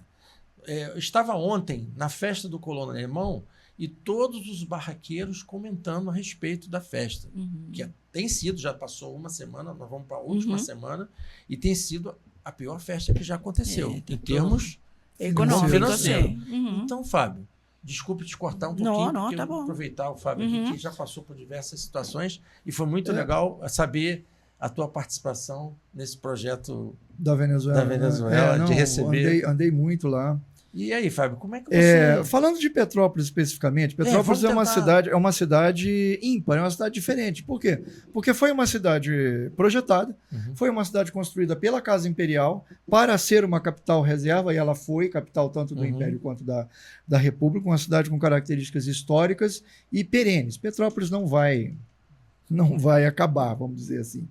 E eu, particularmente, gosto muito de Petrópolis. Eu sou de Três Rios, eu nasci em Três Rios, aqui perto. Morei em São Paulo, morei no sul de Minas, num internato da Igreja Católica, da minha família. E viemos para Petrópolis em 77. Aqui eu me casei com uma petropolitana e tenho um filho petropolitano, me considero petropolitano. Sou trerriense. Nunca neguei isso. E amo a minha cidade. Mas eu vivo aqui há muito tempo. Conheço todos os detalhes de Petrópolis. E você veja a característica. Quem conheceu Petrópolis em 1980... eu me lembro muito bem, não reconhece a cidade hoje. É uma cidade que empobreceu assim, mas em 45 anos empobreceu de uma forma assim horrorosa. A queda é muito grande de padrão entre 1980 e hoje. É possível resgatar? Sim. Existem projetos que podem ser colocados em Petrópolis. Eu mesmo já conversei alguns deles com o Samir, nosso secretário de Desenvolvimento Econômico, aliás, um excelente secretário, uma excelente pessoa. E você vê que pessoas que vêm para Petrópolis se doam para a cidade. Estamos falando de imigração. Então, nós temos aqui uma venezuelana, eu, que por parte de pai tenho origem grega, e você, que por parte de família também tem origem grega. E você vai encontrar na cidade uma quantidade imensa de pessoas que têm origem externa, Vou te dar um exemplo claro aqui, nós estamos aqui na Rua Tereza. Um exemplo claro, tem uma loja aqui na Rua Tereza, eu estou fazendo propaganda já, tá? Que é a BHT, que pertence ao Tufik Abdaoud. Excelente pessoa. Tufik veio para o Brasil nos anos 80 fugindo da guerra do Líbano. Se radicou em Petrópolis, tem filhos em Petrópolis, tem uma loja muito boa aqui na cidade e não desiste da cidade. O pior que seja, nós compramos essa ideia. Exatamente, sim. Entende? É um carinho. Então, é o imigrante que vem para fazer a sua vida. Meu pai me contou que quando ele chegou no Brasil em 1954, no dia da morte do Getúlio. O país estava em alvoroço. Dia que o Getúlio cometeu suicídio. E que ele saltou no Porto de Santos e viu um cartaz que ele não tem certeza absoluta, mas ele acha que era aquele cantor, Jair Rodrigues. Bem novinho, sorrindo, que era um dos shows dele. E meu pai falou, gente, se aqui tem gente com esse sorriso, eu não quero ir embora daqui. E está enterrado aqui em Petrópolis. Deve ter sido o Jair Rodrigues, porque ele tinha um sorriso muito... muito alegre. Eu acho que eu concordo com ele. Sendo que meu pai e meu avô passaram na Grécia, tanto pela Segunda Guerra Mundial, ambos são heróis de guerra. Meu pai passou por um pelotão de fuzilamento das SS. Quanto pela Guerra Civil. O Brasil, para eles, é um paraíso. E o Brasil pode ser um paraíso. Vamos nos tornar uma Venezuela? Eu sou muito otimista. Não. As características do Brasil são diferentes. Apesar daquilo que eu falei, que tanto o gaúcho quanto o roraimense são o mesmo povo, mas características muito próprias que impedem que o país seja tomado como a Venezuela, como politicamente, né? E a sua explicação foi muito boa no início, quando você falou do fator geográfico também, Sim, né? exatamente. Um país intercontinental, né? Um país imenso, de norte a sul, um calor enorme. Tem lá que em ser cima, vou te falar, neve tem lá que ser embaixo. desculpe, né? Mas a gente estava falando da imigração na europeia lá, que tem uma possível má intenção por detrás, mas só mesmo um plano muito diabólico para se tornar o Brasil uma Venezuela. Eu acho que o Brasil ainda é mais forte até do que qualquer plano diabólico. Por causa aí eu já veio. Não tem aquela brincadeira, o Brasil entrou no buraco. Não entrou, não, porque o Brasil é muito maior do que o buraco. Mas enfim, mas se nós continuarmos, vamos tentar agora trazer para o nosso quintal. Petrópolis, nesses últimos 20 anos, que eu estou aqui há 18, você falou em 40, eu só estou aqui há 18, vou falar dos últimos 20 anos, que são os últimos 5 governos. Foram governos que entraram na nossa cidade e não tiveram nenhuma preocupação, por exemplo, com o crescimento econômico. Não é isso? Porque as indústrias que estavam aqui, muitas fecharam, né? Principalmente as indústrias têxteis. Uns alegam motivos, né? Crescimento da China e outro vai. Mas não importa. O importante é que o petróleo foi perdendo. Foi perdendo, e todo gestor que entra, ele não tem um plano de governo e não tem uma solução. Todos tinham plano de governo. O que eles não tinham era plano de Estado, plano de município. Sim. Os planos são de governo. Eu fui eleito por 4 anos, o que é que eu tenho que fazer para ganhar mais você está me corrigindo se diz respeito à estrutura do plano. Governo, no caso, então vamos tentar falar numa linguagem política, é um governo de ideologia e não necessariamente ideologia. Você tem um grupo político, você vai disputar uma eleição, você ganhou a eleição, você vai passar 4 anos naquele cargo, você tem que ter um plano de governo. O que você vai fazer nesses 4 anos? Mas além do plano de governo, você tem que ter um plano de Estado, que é aquilo que você vai deixar. O plano de governo é para você agradar as pessoas e, de repente, ganhar a eleição. O plano de Estado é aquilo que vai fazer com que o seu município, o seu Estado, o seu país se reorganize ou se organize e vá para frente. Por exemplo, Petrópolis. Vou dar um exemplo clássico. Petrópolis é uma cidade que não comporta indústria de peso por causa da geografia. Não adianta você querer trazer uma montadora de automóveis para cá. Não vai caber, não vai encaixar na estrutura da cidade. Mas uma indústria fina de informática, de desenvolvimento de softwares. Nós temos o Laboratório Nacional de Ciência da Computação aqui em Petrópolis. Que estão querendo tirar ele daqui por causa do custo da energia. Entende? Faltou o plano de Estado nas outras prefeituras. E agora o atual prefeito, se quiser, ele tem que correr, mas tem que correr muito. Não é correr para alcançar, não. É correr para tirar a defasagem. Porque existem sérios problemas na cidade que não foram corrigidos pelas administrações anteriores, que caíram na mão deste prefeito. Ele vai ter que dar um jeito. Fica difícil para tendo ele, um plano de Estado. E aí você fala do Rio de Janeiro, você vai falar do Brasil como um todo. É a mesma coisa. Se você não tiver um plano orientador de Estado, um projeto, um norte para que a nação siga, você vai se perder. É, Que mas é o aí- que aconteceu. Mas o que eu não entendo, assim, eu tento tentar entender, né? Meu humilde conhecimento, eu vejo como realmente tem que ter um plano de Estado, mas eu vejo falta de vontade política dos que assumem, né? Como se você... Eu vi uma palestra uma vez de um cientista político que ele falou que quem governa hoje o Brasil, não falou outro país, falou o Brasil. Ó, quem governa o Brasil hoje é o judiciário politizado e o presidencialismo de colisão. As articulações de partido para agradar os seus... Olha, Igual tu falou, aí, lembra o exemplo que tu falou que o Brasil não mudou muito do Império. Parece que são grupos políticos que dominam. Você vai lá no Nordeste, você vai a na Bahia, diferença... você vê o sobrenome lá. A diferença chega- é que na época do Império, esses grupos políticos pensavam o Império. Uhum, Porque o Império enriquecendo, eles se enriqueciam. entendi. E você tinha um imperador de olho em todo mundo. Havia corrupção no Império? Havia, Como óbvio. todos. Mas era infinitamente inferior à que existe hoje. Agora não, né? Agora Hoje você tem grupos pensando apenas neles próprios, com Exato. seus interesses próprios, e não estão pensando no Só país. vivem Que para aí si, seria não o vivem plano para o de E Estado, não povo. né? tem, exato, e não Coordenação. tem ninguém de olho neles. Por Exato. quê? Porque o judiciário mudou sua postura de uma postura técnica para uma postura política. Mas isso aí é uma outra conversa. história, Não tem a ver verdade. com a questão da imigração. Ou tem, se você entender que tem grupos, por exemplo, ligados ao terrorismo internacional, que tem entrado no Brasil. A gente vê isso no noticiário. Entendi. Então, há um descontrole. Eu não vou dizer que isso seja um projeto. Não, existe um descontrole. E esse descontrole nasce pela falta de projeto. Nós precisamos de um projeto nacional. Uhum. A gente Não, tem que agir. Mas Tem que agir, porque três planificam, moradores de projetam Petrópolis, e não... três moradores de Petrópolis que amam a cidade. Eu amo Petrópolis. Sim, eu também. Você Mas veio que para cá, com foi muita muito bem tristeza recebido. Estamos vendo. Então, a gente tem, como morador, a gente tem o direito de dizer assim, olha só, eu vejo, tô com 59 anos, e aí eu sempre falo isso, eu vejo que Petrópolis está morrendo antes de mim. Isso depois de 2022, então, aquelas cenas, né, parecia que era uma cidade, um holocausto, né? Parecia que houve uma cidade fantasma.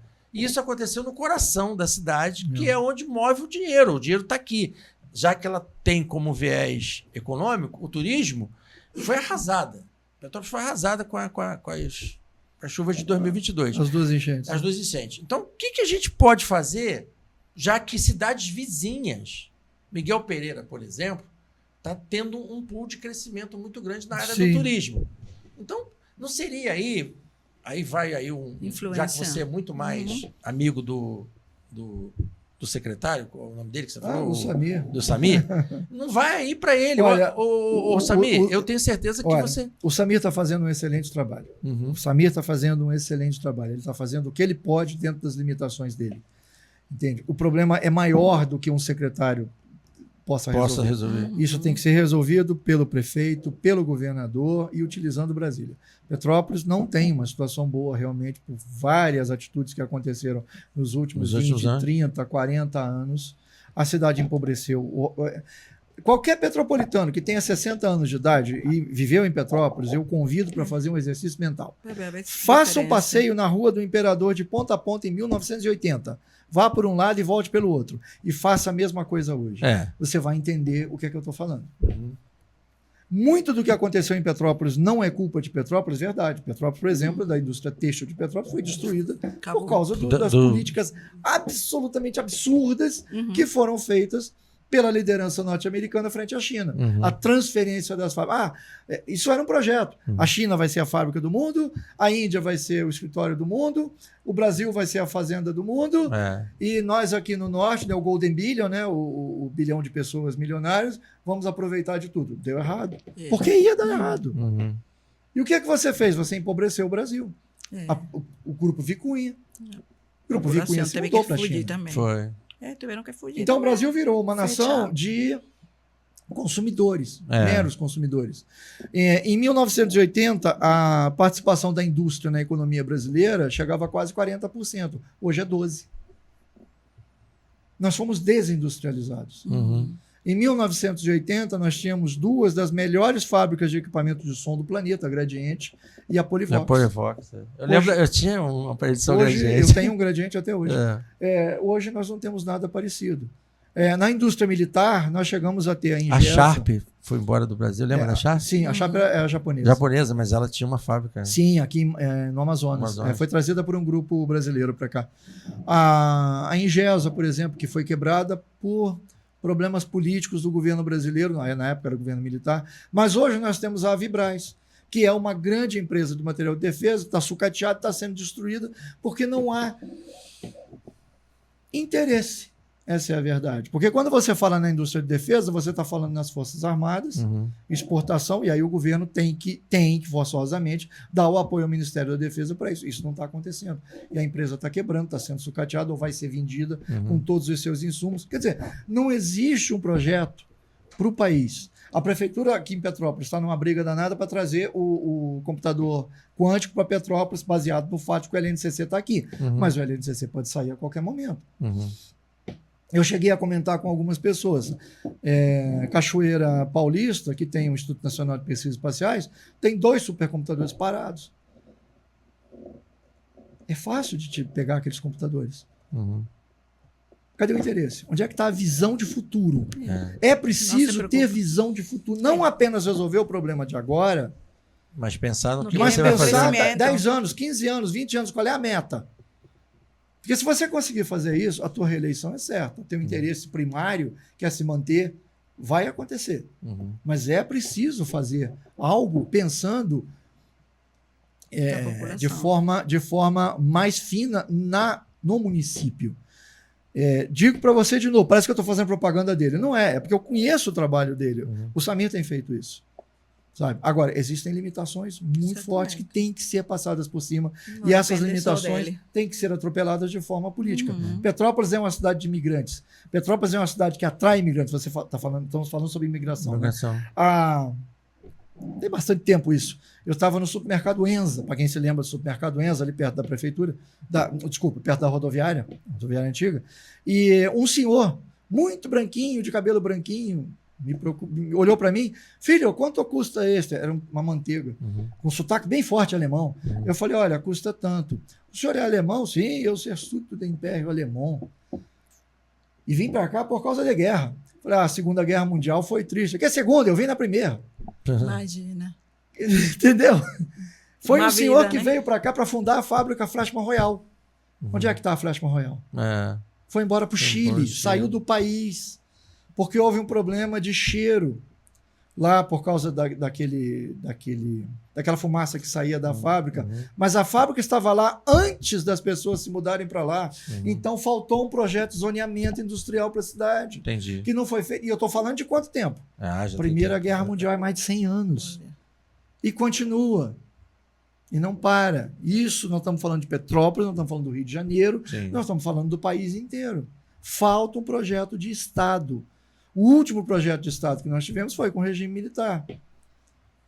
Deu errado, por uma série de fatores que não cabe aqui o caso. Mas no caso da imigração, até para você atrair o imigrante como ela, que veio para cá para viver, para fazer a vida, para ganhar dinheiro. Ela ganhando dinheiro vai pagar imposto. Todo mundo, quando alguém ganha dinheiro, todo mundo ganha. Exatamente. Entendeu? Mas não é o dinheiro que o governo te dá para você simplesmente votar nele.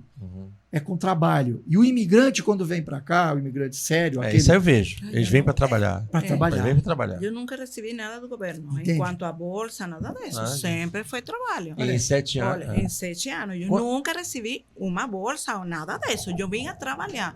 Eu lembro quando estava aí no Camelô, eu cresci aqui. Isso na verdade. Você me falou como é que você começou a tua vida de Camelô. Eu comecei aqui, olha, quando eu fui interiorizada, foi por um padre jesuíta, pioneiro de interiorização, o padre Ronilson Braga, muito conhecido, ele é espanhol. Ele foi quem me propôs a mim ser interiorizada. Eu não queria vir. Eu, de verdade, estava fechada a qualquer mudança porque queria voltar para meu país, né? Embora a situação era difícil, eu lembro que minha mãe sempre falava para mim, estuda para não ter que limpar cocô dos outros. Estuda muito. Eu estudei, me formei.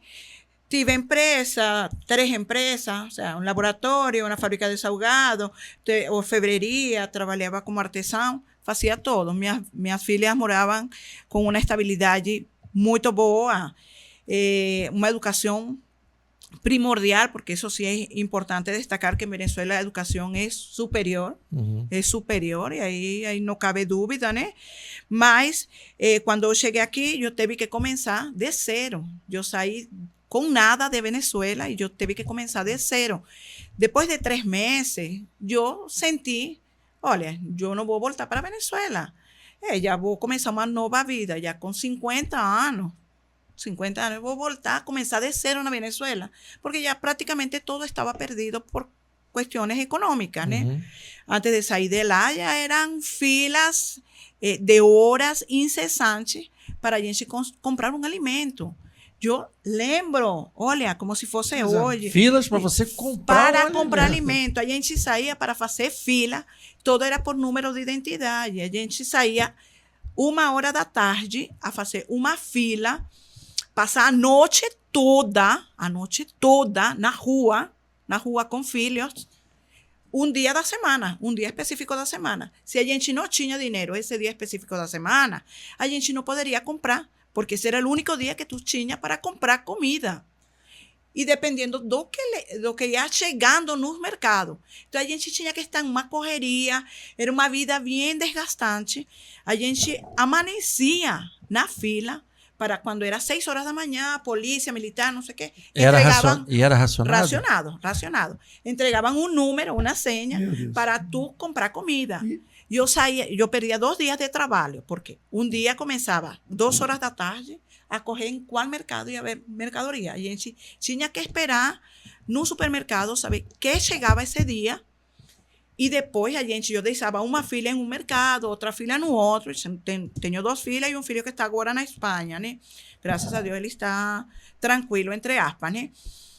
Então, eu deixava elas e corria para outra cidade perto para fazer outras filas, né? Pagava mototáxi, situações assim. E sempre ahorrando, né? Economizando dinheiro para a gente poder comprar a comida. Quando eu comprava comida, eram 3 horas da tarde do dia seguinte, do outro dia, correndo, saí de um, comprar o que podia comprar, entrava no outro, ela na fila. Mas filas inumeradas, ou seja, era inumerável. Era uma coisa incrível. Para comprar pão, tu podias comprar 2 pães, dois. Tu tinha que chegar na fila 4 horas da manhã, meio-dia, tu tinha 2 pães na mão. Era uma coisa impressionante. Quando eu saí de lá, eu pensei, nossa, tudo o que já vivi em estes 3 meses aqui, apesar de que o dinheiro ia acabando, né? E a gente não conseguia se comunicar, porque, como eu falei, eu saí de lá e eu não falava nada. Português não falava nada. Agora não é que fale maior coisa, falo portunhol ainda, né? Mas eu compreendo, eu consegui trabalhar, eu consegui ajudar os outros, porque para mim era triste essa cena que você mostrou agora, muita tristeza eu carregava em meu coração. Entendo. Eu via as pessoas nos sinais pedindo comida, na porta do supermercado com criança, no chão pedindo para comprar uma fralda. E eu não conseguia aceitar isso. Eu tive que aprender. Eu aprendi português sozinha, pela internet, dia a dia, estudando, para poder ajudar o próximo. Eu comecei formar turmas de português para estrangeiros como língua de acolhimento, porque tinha pessoas que não se preocupavam, eles moravam, estavam vivendo da miséria e da misericórdia dos outros. E quando para você mim, era muito triste. Você chegou aqui, então, esse padre te acolheu, né? Quando eu passei já... Você... por medio, justamente, por medio de esos cursos que yo dictaba, de portugués para extranjeros como lengua de acolhimento, ayudando ao próximo, ayudando aos irmãos. Eu falava com eles isso que a gente falou agora. É você quem tem que se adaptar ao país, à cultura, à comida, tudo que o país tem. Somos nós que temos que nos acostumar. Sim. Eu falei muito com isso. Nas turmas de português que eu dava, eles me falavam, não, tu é uma traíra, tu só se liga com um brasileiro, tu esqueceu do venezuelano. E eu lhe digo, não, eu quero crescer, eu venho para cá para estudar, para trabalhar, para me esforçar pela minha família. Você começou a trabalhar no Melódromo aqui de Petrópolis? Não, eu comecei trabalhando lá, fazendo faxina. eu capinei árvore, eu limpei piscina, coisa que nunca na minha vida passava pela minha mente. Lá em Pacaraima. Em Pacaraima, em Boa Vista. Ali foi onde conheci o padre jesuíta. Ele viu todo aquele esforço que eu fazia, todo de graça. Eu dava aula de graça, ajudava em bijuteria, artesanato nas igrejas, em Caritas Diocesana, Casa da Mulher. Eu fui fazendo um trabalho, eu não descansava, nunca descansei na Venezuela e aqui ainda não estou descansando. Sempre trabalhando dia, tarde e noite. O imigrante vem para cá, trabalha. E o brasileiro está descansando no Bolsa Família, no Bolsa Pé de Meia. É verdade. E reclama muito. Eu falo, reclama à toa, cara. Vive pela fé e trabalha. O sea, tem e aí, em Petrópolis, como é que começou? Quando eu cheguei em Petrópolis, ele me interiorizou, eu não queria vir, né? Porque já, interiorizar que você fala é encontrar... sair de uma cidade para outra, Sim. outro estado, né? Sim. Quando ele me planteou a possibilidade, eu pensei muito, porque durante esse ano que já eu ia completar lá em Boa Vista, eu trabalhei em casas de família, trabalhei de faxina, trabalhei em restaurante e trabalhei em um escritório contábil, onde deram oportunidade para eu crescer na minha área. No tempo livre, eu ia ao Departamento de Recursos Humanos para me foguear, sabe, com a língua, com os termos, que eram totalmente diferentes. Muita gente critica, inclusive, soa da gente, quando a gente fala com esse sotaque. Ah, não sabe nem falar. Mas ninguém sabe a diferença tão grande que existe na língua. O idioma é totalmente diferente, as palavras mudam muito. Só quando você fala uma oração completa, um contexto, já uma oração, uma conversação fluida, é que você consegue perceber, não, é quase igual que português, é quase a mesma coisa. Tem muitas palavras que já formulada uma oração, fica igual, mas quando tu fala de uma palavra só, tu dices, que é isso?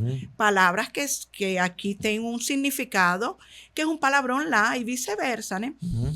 Eu construí, eu morava alugada em uma vila, e eu construí meu quartinho, né? Mi kitchenette. Sim. E eu comprei todas as minhas coisas. Criando minha filha, saía, vendia marmita na rua, aprendi a fazer brigadeiro, vendia brigadeiro, trabalhava dando aula de graça depois de 6 horas da tarde, não descansava, para criar a minha neta que acabava de nascer e ajudar com minha filha e a casa. Consegui comprar todos meus eletrodomésticos e tal.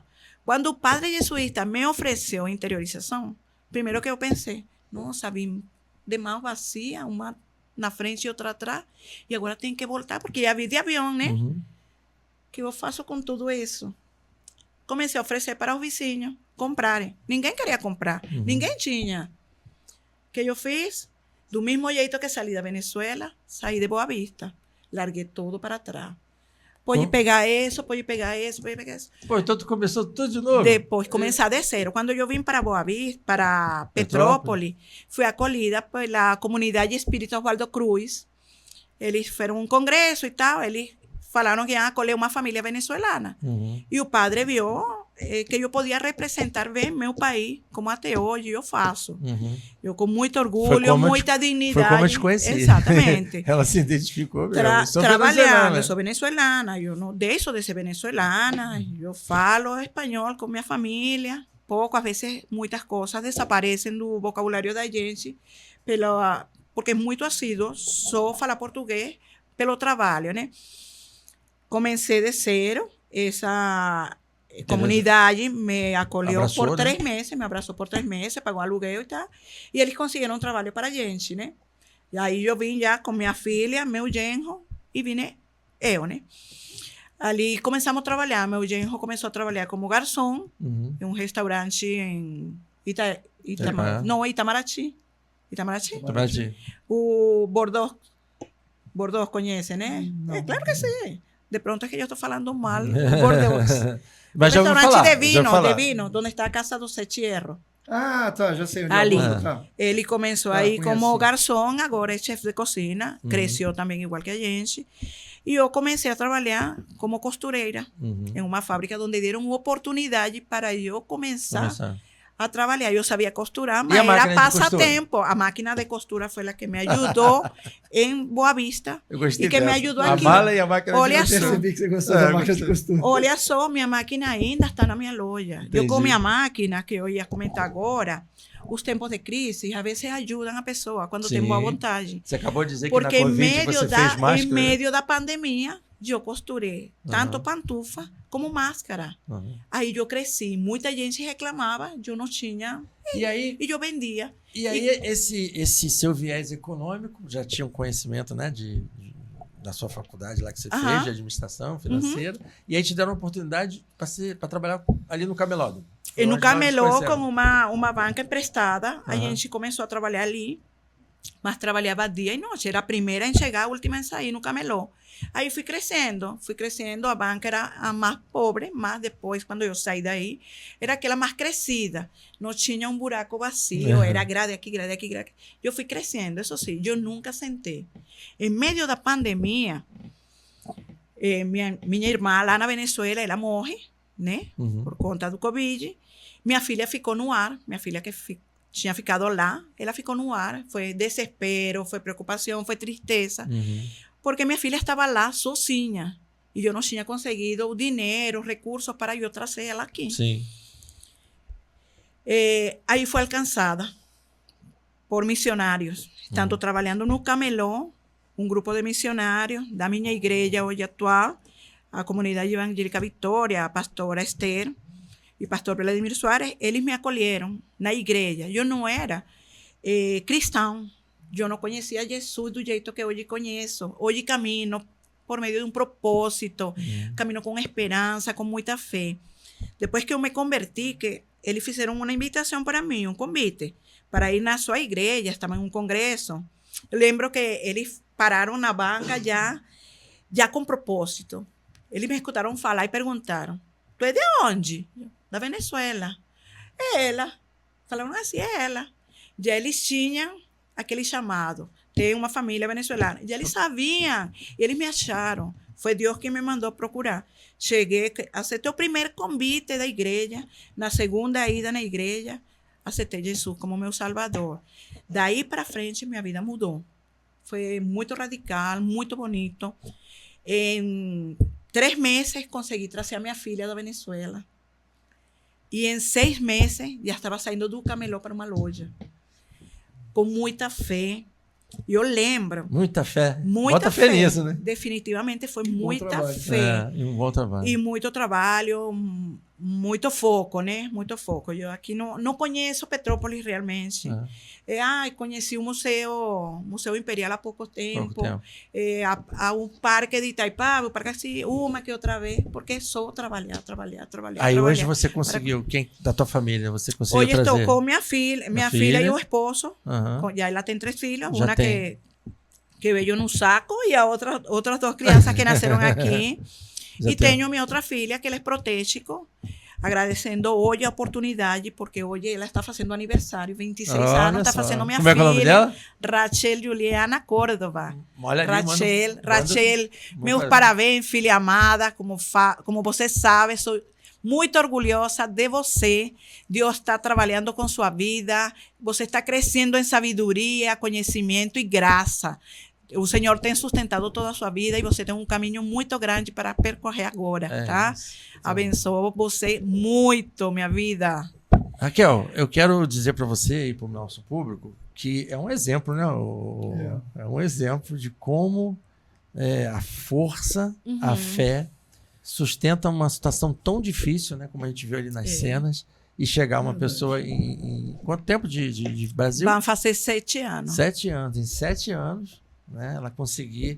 E estabilidade, né? O projeto de vida e a perseverança. perseverança. E ela deu um testemunho muito interessante no início. Ela falou das filas para comprar comida na Venezuela. Isso é típico de países que seguem a linha marxista. Exatamente. Todos os países que adotaram o comunismo no planeta, todos passaram por isso. E ainda passam.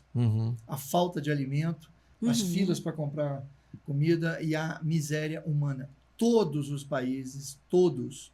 Nós temos um caso clássico, isso tem na internet para quem quiser pesquisar, o premier da China, no final dos anos 70, Deng Xiaoping, que foi fazer a primeira visita aos Estados Unidos da América, e o presidente Jimmy Carter levou para conhecer um supermercado.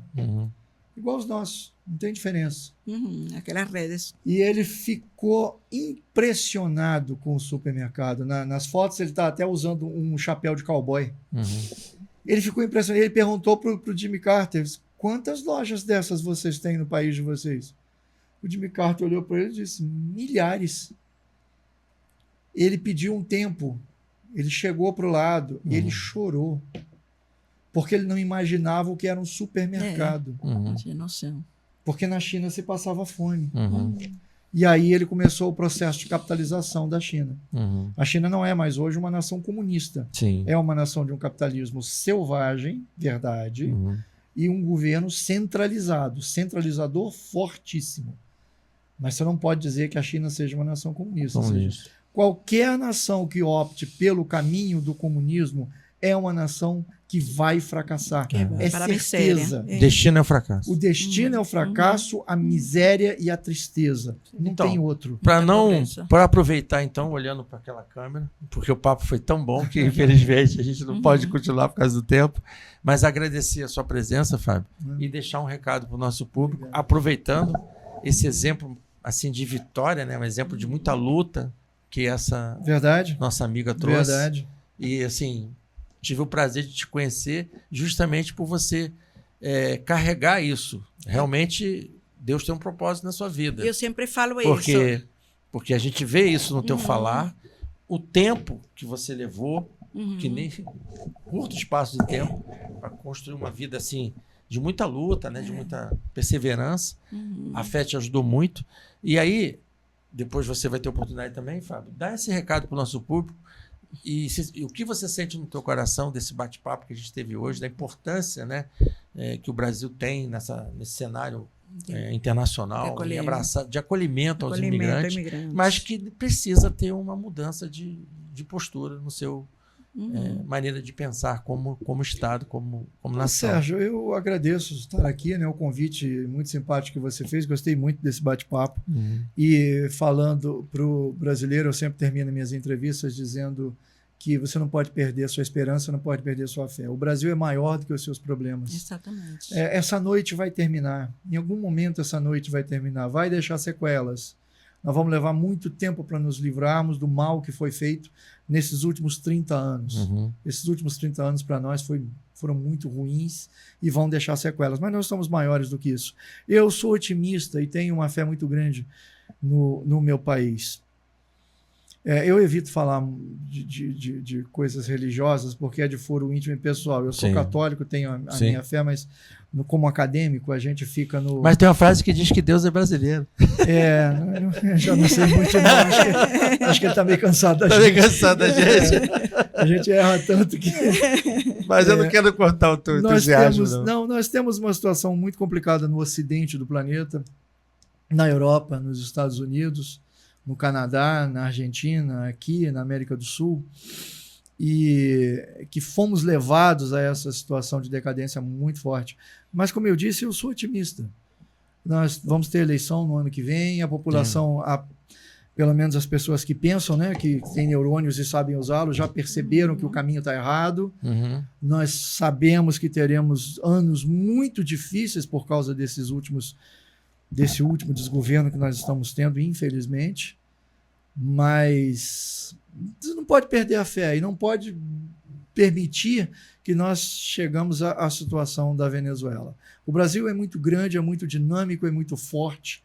O Brasil é muito rico, tem um povo muito bom, um povo trabalhador, um povo que persevera, um povo que, como eu falei, quando vê que a coisa é séria, ele apoia, ele faz o que tem que fazer. Então, lembrando das nossas origens, lembrando do que os nossos avós, nossos bisavós, desde deixaram para nós, começo dos anos 1500, construíram essa nação gigantesca. Não foi fácil. Muito trabalho, muito suor, muita lágrima, muito sangue correu para que nós recebamos esse país do jeito que ele é. E temos que deixar algo melhor para os nossos filhos. Vai demandar muito trabalho? Vai. Mas nós temos gente capaz para fazer isso. E não há noite que dure para sempre. É isso aí. Isso vai acabar. Obrigado, Fábio. Muito obrigado. Dentro do recado aí, final. Muito obrigado, tá? Por ter aceitado o Eu convite. que agradeço Foi um o bate-papo convite. muito gostoso. Eu agradeço. É muita coisa, muito tecido para cortar, né? Só que não dá tempo, né? Queria falar que a gente tem que ter muita fé. É o mais importante que a gente tem fé. Isso é um dom, né? Não todo mundo tem essa fé que eu tenho, né? É fácil falar, não, eu tenho fé, mas tenho fé do que vê, não do que não vê. E a fé realmente é a convicção daquilo que se espera e a certeza do que não se vê, né? E eu tenho crescido assim. Hoje em dia tenho um propósito, hoje vivo por propósito. Antes sobrevivi, agora vivo por um propósito. Tenho um chamado missionário, estou estudando atualmente missiologia e teologia. Se Deus quiser, e o pai me acompanha, para janeiro estou saindo para uma imersão missionária para Portugal. Ponte de muitas trincheiras, né? Ponte de passo, né? Para muitas nações também. E falo para todos aqueles estrangeiros, não só venezuelanos, em especial para os venezuelanos, né? Nunca percam a fé, sejam honestos, honrados, deixem em alto o nome da Venezuela, é bem importante. Nós ter orgulho de nosso país, mas representá-lo com dignidade, com muita ética, muito carinho. Convido o pessoal para que, se quiser apoiar a pessoa venezuelana, ou estrangeiro, ou imigrante, que tem um sonho, apoiar a loja da venezuelana. Minha loja está ubicada na Galeria Santa Inés, aí frente da rodoviária, onde está a relojoaria Ângelo. Ali vão a conseguir produto, vão a conseguir mais que produto, vão a conseguir esperança, vão a conseguir fé, vão a conseguir uma palavra. Há uma loja onde se transmite muita luz, muita esperança, muito carinho.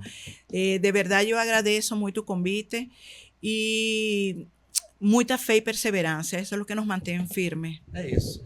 Gente, muito feliz. Mais um episódio do podcast Na Medida Certa. Espero que vocês tenham gostado e que os cortes vão ser melhores ainda, porque vocês vão ver trechos que eu vou separar com muito carinho e oportunidade de vocês terem realmente aquilo em mente, né? Somos um país que abraça muito bem os imigrantes e que deles a gente só ouve histórias lindas assim. E a gente espera que a gente continue esse país de abraçar imigrantes, né? De ter esse carinho por eles e que eles possam vir para a nossa terra, trabalhar muito, produzir muito, gerar muito emprego, né? Porque a gente quer um país próspero. Volto a dizer, Petrópolis, né? Olha o histórico que a gente tem e o que a gente ainda pode passar para o mundo, né? A mensagem para as nossas próximas gerações. Então, fica um grande abraço. Muito obrigado, Fábio. Muito obrigado, Raquel. Um beijo grande no coração. Até breve, se Deus permitir.